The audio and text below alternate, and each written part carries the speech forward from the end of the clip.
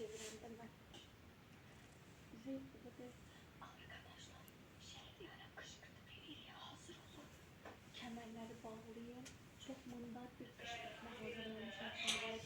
Yiyenler, çocuk kakasından iğrenenler bakın yiyecek. İlde haberdar olurlar. Sonra yüzlenir. Ya iğreniz bulan, iğren. Bak, iğreniniz bulanacaksa saklayacağım. Bunları yirsesi saklayacağım. Çünkü müddet bir kışkırtmadı. Getirdim. Sağ olun. Aşağıda seyredici var.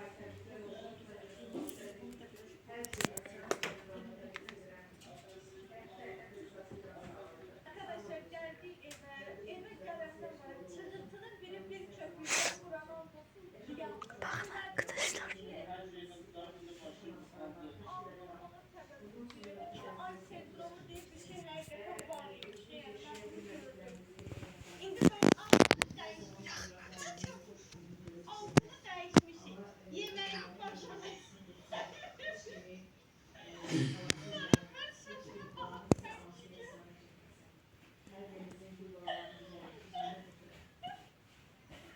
Altını değişmişim düzdür. Gel bu taraftan çek. Yemeğimi vermişim düzdür. Bak ağlamak için gazımı da çıkartmışım. Ağlamak için hiçbir sebep yoktu senin. Düzdür. Şimdi otur bir kitabı yine böyle de. 10 dakikadan sonra aşağı